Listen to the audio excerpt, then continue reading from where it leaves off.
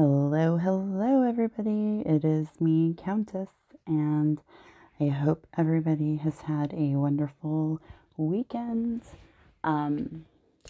So this video is going to consist of another tarot read.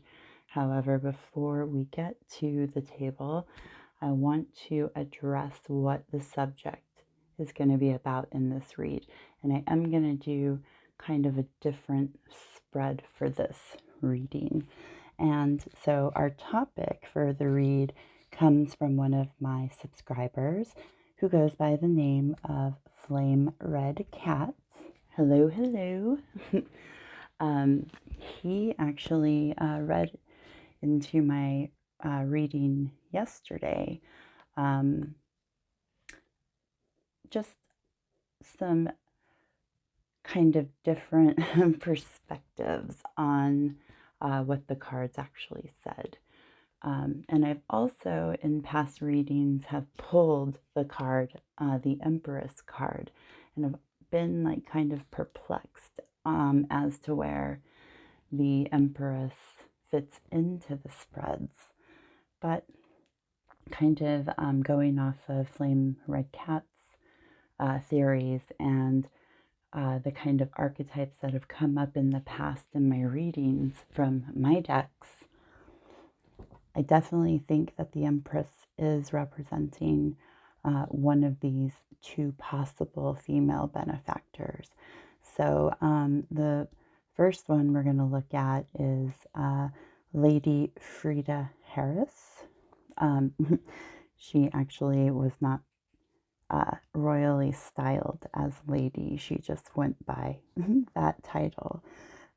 She was the one who designed Crowley's Thoth tarot deck, and she convinced him to make an untraditional deck and to use his occult, magical, spiritual, and scientific views towards it.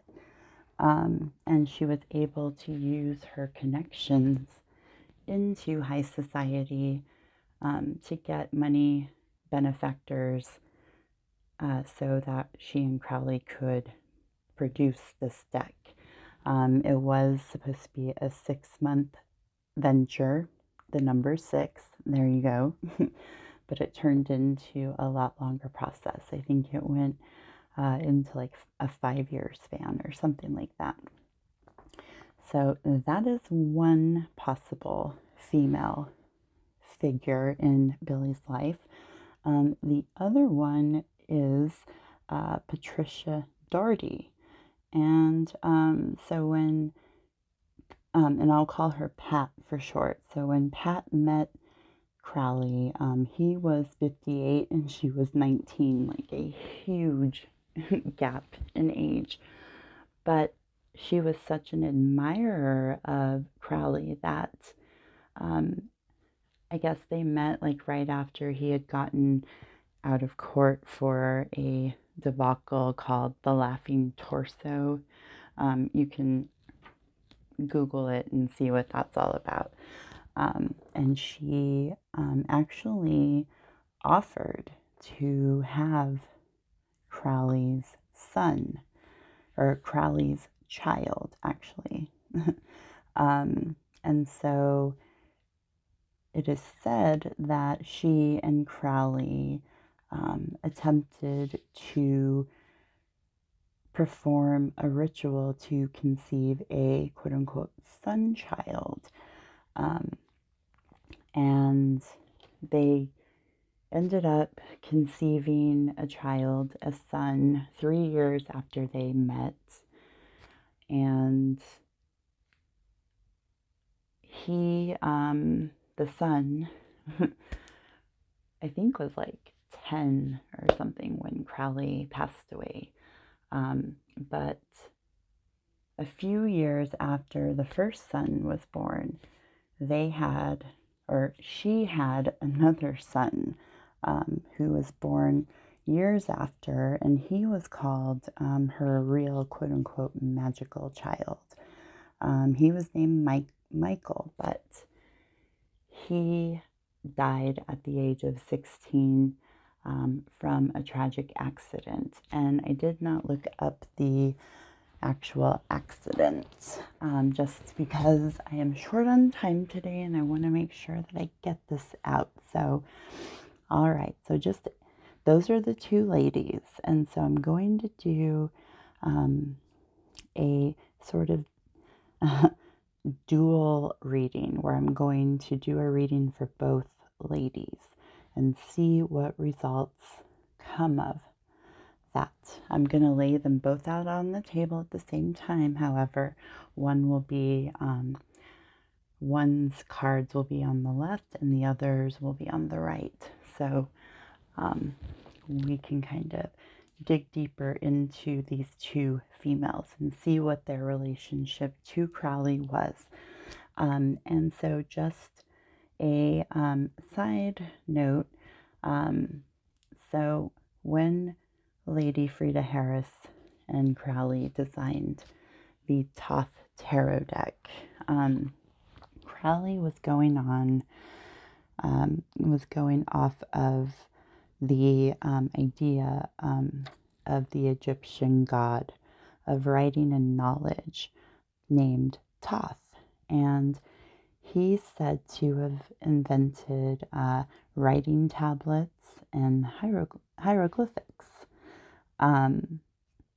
Some believe, as the myth pertains, that he created himself through the power of language. He spoke himself into existence. And the other belief, which I find interesting, is that Thoth is believed to be created from the forehead of Set. And this is as a result of the falcon-headed sky god Horus. So Set represents chaos, Horus represents order, and together they produced Thoth, basically the Egyptian god of knowledge. And that is what the Luciferian doctrine is based on, right? Is the idea of man being illuminated with this knowledge that was forbidden by the god Yahweh. So I just find this pretty interesting.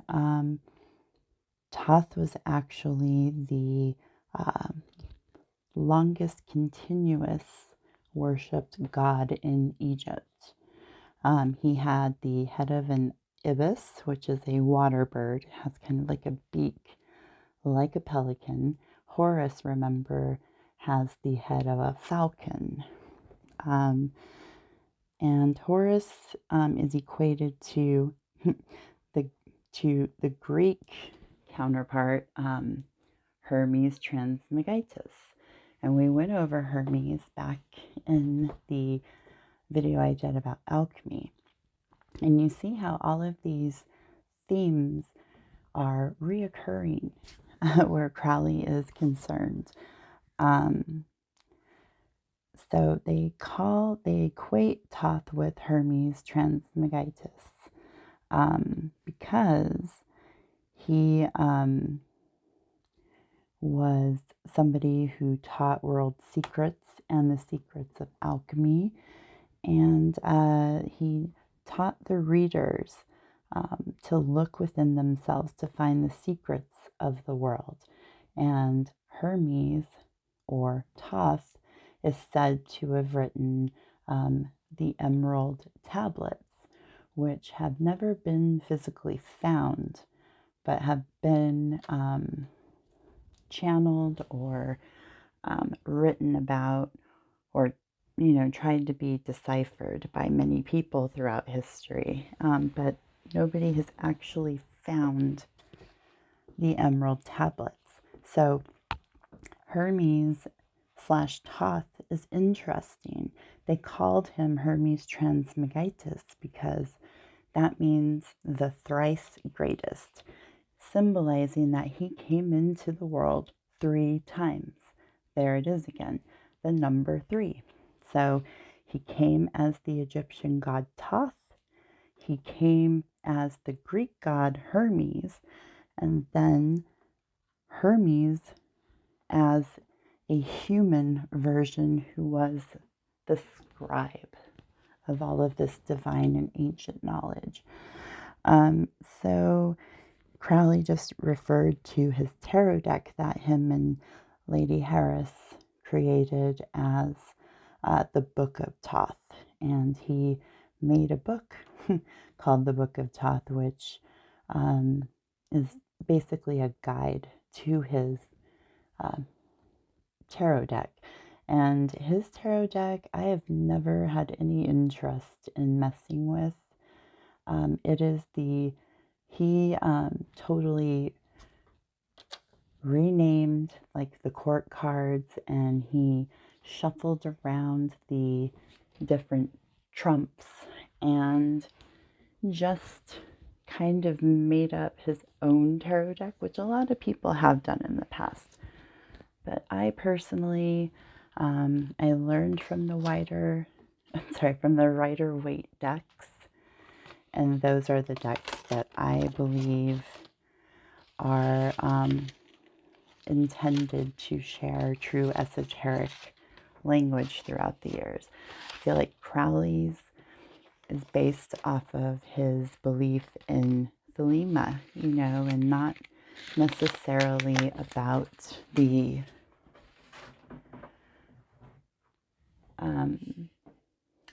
the archetypes throughout history that the Rider-Waite cards are based off of. So before the read, I just wanted to go over, this is something that Flame Red Cat pointed out to me, is when you go into the memoirs of Billy Shears, on page 20, so he is talking about, Billy is talking about having dreams with Paul in them. And right at the bottom paragraph of page 20, it says, dreaming has been an enormous comfort and sustaining force in my life. For instance, when I resented all the irritation I had to deal with to get the Beatles' last released album going, peace emerged that way. My mother, called Mary here, like Paul's, died when I was young. It had been a while since I had heard from her in my dreams. My life had become too busy for her, with all of my money concerns, friction with the band, and a bit more drug-induced paranoia than I understood. I seemed to crowd important souls out of my life. She was one that I had left behind, making a void. I felt well again after that dream visitation. When I wrote Let It Be, I tried to make it sound like a hymn to evoke a religious feeling. I called her Mother Mary, like the Virgin. The spiritual implications are enhanced by a track I made that Phil Spector later added in after, Dig It, introducing Let It Be. And it goes, that was Can You Dig It by Georgie Wood. Now we'd like to do Hark the Angels Come. Oh my God, that was awful, sorry. Doing that intro added to the worship idea. The virgin appearance was symbolic. When the public ridiculed it for being sacrilegious, I said I had never thought of a religious interpretation. Every time that happened, we gave the same reply. We didn't know it was there or what it meant. Yeah, right. We all know better than that. So, one thing in this passage on page 20 in the first paragraph, when it says, my mother, called Mary here, like Paul's, died when I was young. So why is Billy's mother called Mary here? Again, putting these words into a sentence that a lot of people just kind of breeze over. But me, that sounds so odd to me. Why would he say, my mother called Mary here? Like Paul's died when I was young. Why would she be called Mary here? You know, like, what? So I feel like he is definitely trying to do one of his sneaky habits of putting in a word here and there. Like I said, that most people just breeze by, but people like us want to know really what the meaning of what he says. So we're going to dive into it, guys. And yeah, so without any further hesitation, let's get into the cards. All right, guys, welcome back to the table. And yeah, so for this reading, I want to go back to the good old Rider-Waite-Smith tarot card deck. You know, like I said, I like to use different cards, see if I can pull out, you know, the same kind of energy from them. So, all right, so today we're going to be doing, like I said, I am going to make a spread for Lady Frida Harris and Pat Darty.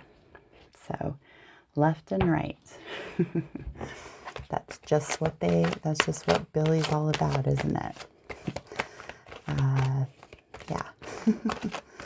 Okay, so we want to know, what are these two ladies? Are any of these two ladies significant in Billy's life as benefactors, as, you know, they saw that he was a musical prodigy.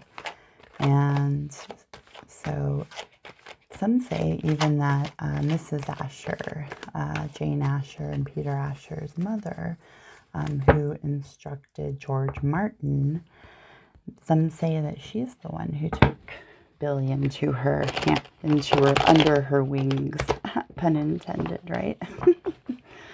But yeah, and I'm not actually sure what her name was. Sorry about that.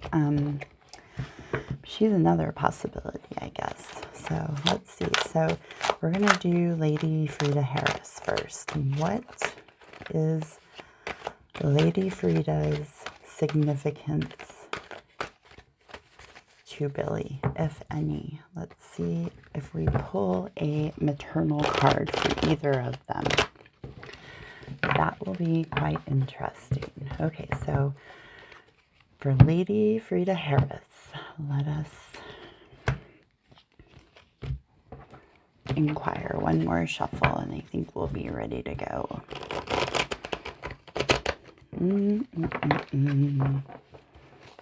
Okay, guys. Let's check out what Miss Frida Harris, what her, if she had any sort of position in Billy's life. Let us find out here. Okay, so we're gonna, oh my God, you guys. First card we get is the moon. Oh, Lord. I think we're being told that Billy and the moon have a lot in common. Okay, so then we get the Seven of Cups. Oh my God, you guys, the Seven of Swords reversed. 2 sevens. The King of Pentacles.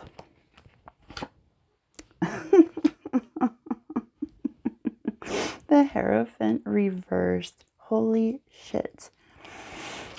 Black magic is afoot, you guys, and the moon is involved as well. Here, let me zoom out just a tad to make sure that the cards show. Okay, so this is the start of Miss Lady Frida Harris's spread. And already, yeah, secrets, illusions, the veil, black magic. You guys, oh, I'm sorry, but that screams right there that she may actually be the one. Oh, okay. So I have a jumper, and this is for Miss Pat Darty now. So the 5 of Swords reversed for her. Okay, let me just make sure that all of these are in view properly. Okay. The Fool. Oh, shit. Billy is on the board, you guys. Oh, my goodness. This is just getting weirder and weirder. And we have the Knight of Pentacles, King of Pentacles, the 10 of Pentacles. We had gotten the 10 of Pentacles in the last read at the very end, representing success. Again, we have the 4 of Swords reversed. It's another repeat card. Then we have the 4 of Pentacles reversed. Okay, guys, so we do have some numerology going on in both of these spreads. And wow, okay, we're trying to find out if Billy was a possible moon child, right? Oh, Lord. Okay, so we have in the spread 2 7s, and we have 2 4 values. Yeah, so let's start off with Miss Frida. All right, guys, so the moon, obviously, the moon stands for hidden. There's secrets, deception, there's lies in the mix, there's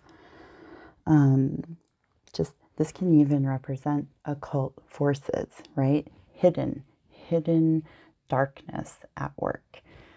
Partnered with the 7 of Cups. The 7 of Cups represents fantasy or illusions or just not based in reality. It can also mean choices. There are choices to make. However, the 7 of Swords reversed just tells us, it validifies for us that there are many secrets being hidden. And these 3 cards together, guys, oh, Lord, we'll get to that bottom row. The King of Pentacles. So there are a lot of hidden secrets attached to this lady. The King of Pentacles represents, you know, a master of material wealth. There is an abundance with the King of Pentacles. He is the master of the pentacle suit, the diamonds. And diamonds can also be representative of Lucifer. Yeah, so we get down to the Hierophant reversed. This card has come up a few times in our readings about Crowley. Always signals to going against rules, going against religion, going against norms in society. It signals black magic. It signals blasphemy. Not a good card. And then you pair it with hidden secrets, and then darkness and the veil over people's eyes, causing a illusion or fantasy. Those are not good cards to be getting lined up together. And then ending with the Ace of Swords. You are having a block in your thinking. They're destructive thoughts. It's just not good. It is basically a unproductive card. a destructive card. But if, okay, so we'll park that there. She's the main contender right now for being Billy's quote-unquote benefactor, or even mother. You know, the Ace of Swords also, we are told in memoirs, can represent number 9, Mr. McCartney, real Mr. McCartney. So I find it interesting that he's represented, and so is Billy. So what I think is that this is the setup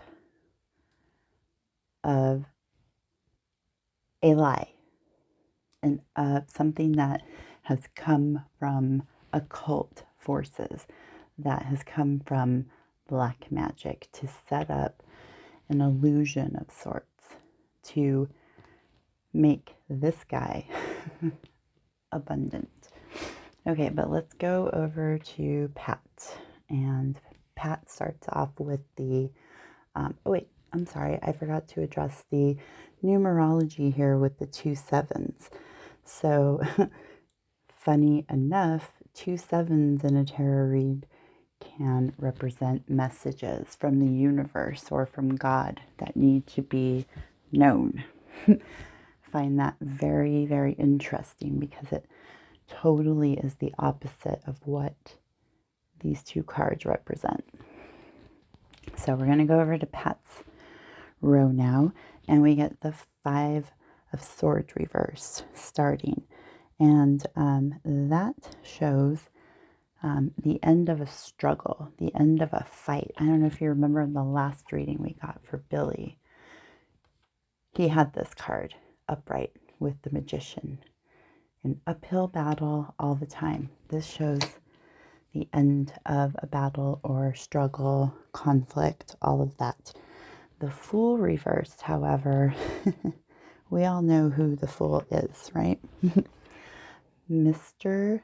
Billy Shepherd, or like I like to call him Billy McCartney. A mix of the two, because that is who he is, right?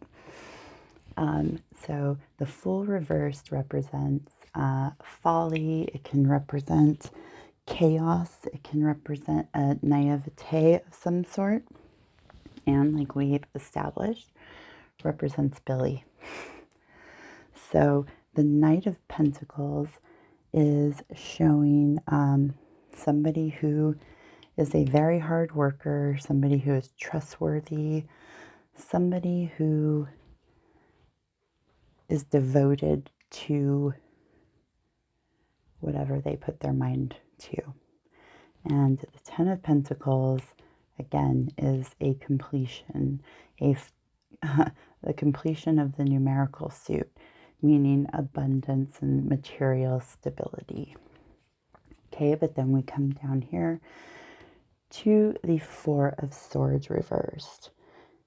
This card signals a sort of restlessness, you know, upright it shows kind of convalescing, a respite period, if you will, but reversed, it is showing restlessness and a sense of urgency to get the ball rolling, basically, partnered next to the Four of Pentacles reversed.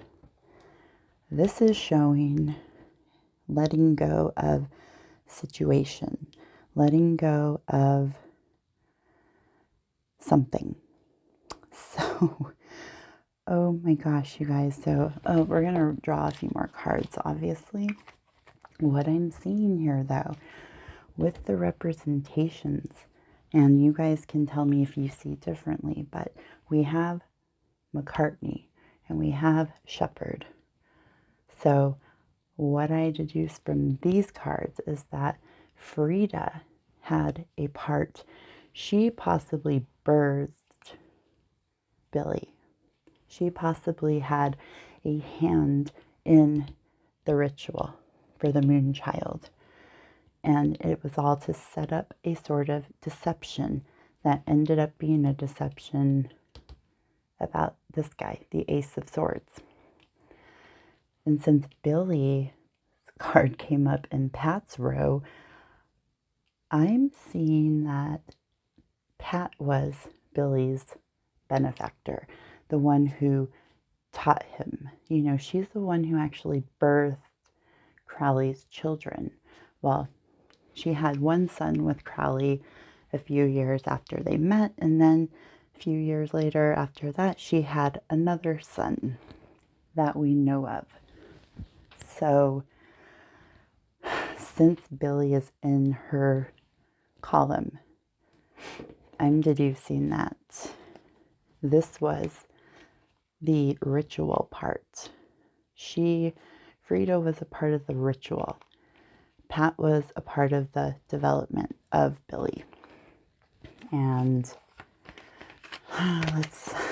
oh no, there's another one. Another jumper that we're gonna see what the deal is here. Just draw a few more cards to see. So I drew the Page of Wands. Yesterday we got the Page of Wands reversed. So there is a creative spirit in all of this. Yep, we got the Lovers. It is confirmed. Frida was a part of the moon ritual, the moon child. We got the Lovers again, you guys. And this also shows reversed a fracture in the relationship. So this again, we got the Lovers and the moon in the same spread for Frida. Well, and then last time we got the moon and the Lovers at the very end, showing that Billy is a moon child. He definitely is, and both women had a hand in him. Frida either birthed him during this ritual, or she set it up at least, or she was a part of it. And then Pat was in charge of his development.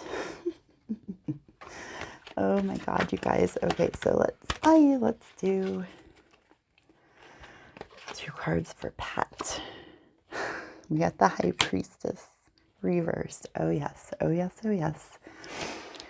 And then we get the 9 of Cups. So, oh, the High Priestess. So just archetypally, this is showing that Pat was a very revered person. And but when she's in reverse, it also signals to secrets. It signals to deception or information that is omitted from general knowledge. And I didn't go over the numerology of the 2 4s. So 4 is a number that represents the earth, and 2 of them together represents a sort of stability on the earthly plane.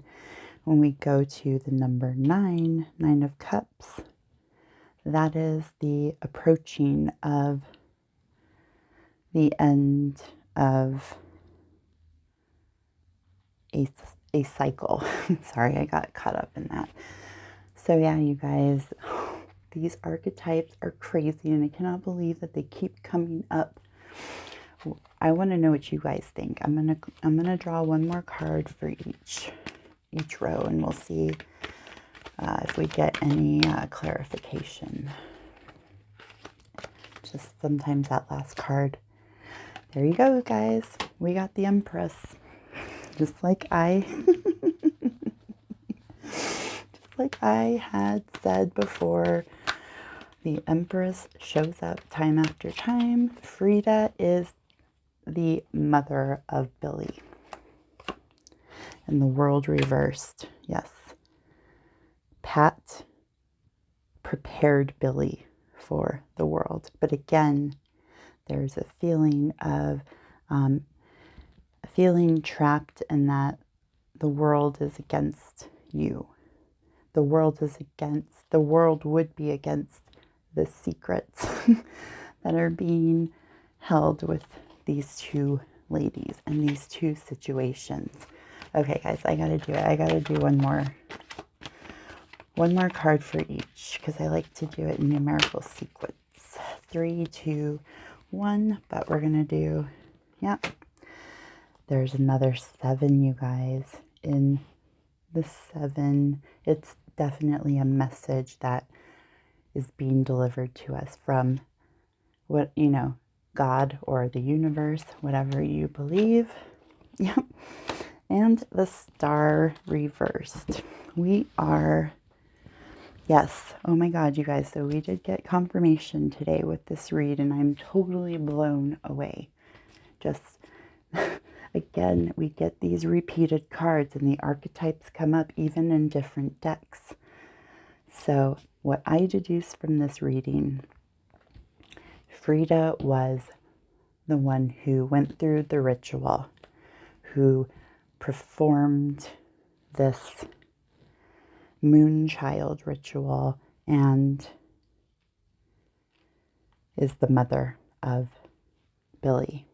However, Pat Doherty raised Billy. Frida was not in Billy's life. Pat was, but Billy was not her biological child. But she developed all of his potential and got him ready to be a star for the world. Yet there is a major secret hidden behind it. Bam, you guys, there you go. I am just blown away, and I'm so happy that we did this. So, Flame Red Cat, I want to know what you think about all of this, because like I said, you saw something different in the other read I did. Just my past read about the bloodline of William. Well, I think we got an answer here, definitely. So any of you, please let me know if you have another opinion of this or if you're seeing something different. But again, the same archetypes come up.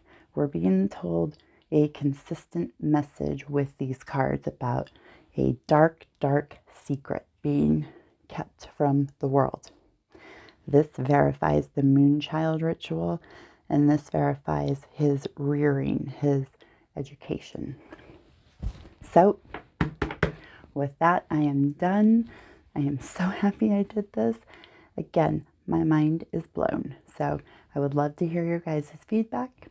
But otherwise, I am going to sign off and get busy on my chores that I've got to finish to get ready for the week. So again, thank you for watching. Thank you for going through these reads and explorations with me. I think they're just fascinating and I'm loving it. So if you have any more subjects that you would like me to explore pertaining to this whole conspiracy, just leave it in the comments. Otherwise, guys, I will see you guys later. Bye.